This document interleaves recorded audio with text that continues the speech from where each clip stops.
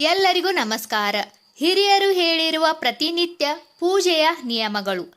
ಯಾವ ದೇವರಿಗೆ ಎಷ್ಟೇ ಪೂಜೆ ಮಾಡಿದರೂ ಅದರ ಫಲ ನಮಗೆ ಸಂಪೂರ್ಣವಾಗಿ ಸಿಗಬೇಕು ಎಂದರೆ ಮೊದಲು ನಾವು ನಮ್ಮ ಮನೆ ದೇವರು ಅಂದರೆ ದೇವರ ಮನೆಯಲ್ಲಿ ಪ್ರತಿನಿತ್ಯ ಪೂಜಿಸುತ್ತಿರುವ ದೇವರಿಗೆ ಸರಿಯಾದ ವಿಧಿವಿಧಾನಗಳಿಂದ ಪೂಜೆ ಮಾಡಬೇಕು. ಮನೆ ದೇವರ ಪೂಜೆ ಸರಿಯಿದ್ದರೆ ಮಾತ್ರ ಮಿಕ್ಕ ಎಲ್ಲ ದೇವರ ಪೂಜೆಯ ಪೂರ್ಣ ಫಲಗಳು ಸಿಗುತ್ತದೆ. ಹಾಗಾಗಿ ಮನೆಯಲ್ಲಿ ಪೂಜೆ ಪುನಸ್ಕಾರ ಮಾಡುವುದು ತುಂಬಾನೇ ಮುಖ್ಯ. ನಿಯಮಗಳು: ಮೊದಲನೇದು, ದೇವರ ಮನೆ ದೀಪಗಳು, ದೇವರ ಪೂಜಾ ಸಾಮಗ್ರಿಗಳು ಎಷ್ಟು ಶುದ್ಧವಾಗಿರುತ್ತವೋ ಅಷ್ಟು ಶುಭ ಫಲ ಸಿಗುತ್ತದೆ. ದೇವರ ಮನೆಯಲ್ಲಿ ತುಂಬಾ ವಿಗ್ರಹಗಳು ಜಾಸ್ತಿ ಆದರೆ ನೈವೇದ್ಯದ ಪ್ರಮಾಣವು ಜಾಸ್ತಿ ಮಾಡಬೇಕಾಗುತ್ತದೆ ಎಂಬುದನ್ನು ಮರೆಯಬೇಡಿ. ದೇವರ ಮನೆಯನ್ನು ಅರಿಶಿನ ಹಾಕಿದ ನೀರಿನಿಂದ ಶುದ್ಧ ಮಾಡಿ. ಆ ಮನೆಯಲ್ಲಿ ದೈವ ಕಳೆ ವೃದ್ಧಿಸುತ್ತದೆ, ಹಣದ ಸಮಸ್ಯೆ ನಿವಾರಣೆಯಾಗುತ್ತದೆ. ನೆಲ ಒಣಗುವವರೆಗೂ ಅದನ್ನು ತುಳಿಯಬಾರದು. ದೇವರ ಮನೆಯಲ್ಲಿ ಕಸ ಗುಡಿಸುವಾಗ ಬಟ್ಟೆಯಿಂದ ಗುಡಿಸುವುದು ಸೂಕ್ತ. ದೇವರ ಪೂಜೆಗೆ ಆಂಜನೇಯ ಸ್ವಾಮಿ ಇರುವ ಗಂಟೆಯನ್ನೇ ಉಪಯೋಗಿಸಿ. ಮಂಗಳಾರತಿಯನ್ನ ಎರಡೂ ಕೈಗಳಿಂದ ಸ್ವೀಕಾರ ಮಾಡಬಾರದು. ಆರತಿಯನ್ನ ಬಲಗೈಯಿಂದ ಮಾತ್ರ ತೆಗೆದುಕೊಳ್ಳಬೇಕು. ಈ ವಿಷಯವನ್ನು ವರಾಹ ದೇವರು ತನ್ನ ಪತ್ನಿಗೆ ತಿಳಿಸುತ್ತಾರೆ. ಆರತಿಯನ್ನು ಮೊದಲು ತಲೆಗೆ ತೆಗೆದುಕೊಂಡು ಆಮೇಲೆ ಹೃದಯ ಮೇಲೆ ನಾಭಿಯ ಎಡಭಾಗದಲ್ಲಿ ತೆಗೆದುಕೊಳ್ಳಬೇಕು. ಶ್ರೀಚಕ್ರ, ಬಲಮುರಿ ಶಂಖ, ಬಲಮುರಿ ಗಣೇಶ, ಸಾಲಿಗ್ರಾಮ, ಎರಡೂ ಪಾದ ಕಾಣಿಸುವ ಮಹಾಲಕ್ಷ್ಮಿ ಇತ್ಯಾದಿ ಈ ದೇವರುಗಳೆಲ್ಲ ಅಷ್ಟ ಐಶ್ವರ್ಯಗಳನ್ನು ಪ್ರದಾನಿಸುವ ದೇವರುಗಳು.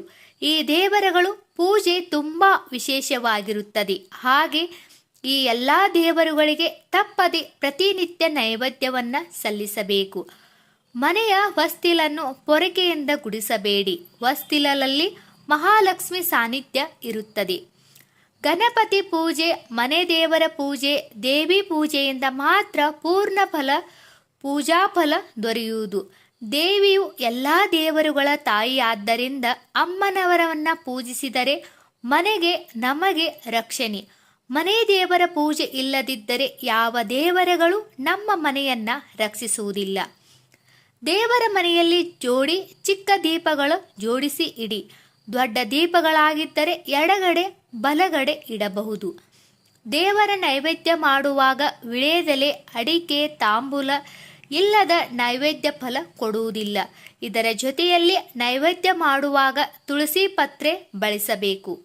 ದೇವರ ಪೂಜೆಗೆ, ನೈವೇದ್ಯಕ್ಕೆ, ಅಭಿಷೇಕಕ್ಕೆ ಇವೆಲ್ಲದಕ್ಕೂ ಹಸಿಯಾದ ಹಾಲನ್ನು ಮಾತ್ರ ಬಳಸಬೇಕು. ದೇವರ ಪೂಜೆಯ ಸಮಯದಲ್ಲಿ ಪುರುಷರು ಶಲ್ಯವನ್ನ ಧರಿಸಿರಬೇಕು. ಇಲ್ಲದಿದ್ದರೆ ಪೂಜಾ ಫಲ ರಾಕ್ಷಸರ ಪಾಲಾಗುವುದು ಎಂದು ಹೇಳುತ್ತಾರೆ. ಬರೀ ಮೈಯಲ್ಲಿ ಕುಳಿತು ಪೂಜೆ ಊಟ ಮಾಡುವುದು ಒಳ್ಳೆಯದಲ್ಲ. ಸಂಧ್ಯಾ ವಂದನೆ ಮತ್ತು ಸ್ತ್ರೀಯರ ತುಳಸಿ ಪೂಜೆ ಇಲ್ಲದಿದ್ದರೆ ಯಾವ ಪೂಜೆಯೂ ಫಲ ಕೊಡುವುದಿಲ್ಲ. ದೇವರ ಪೂಜೆ ಮಾಡುವಾಗ ಆಕಳಿಕೆ, ಕೋಪ, ಮಾತು, ಹರಟೆ ಇವೆಲ್ಲದರಿಂದ ದೂರ ಇರಿ.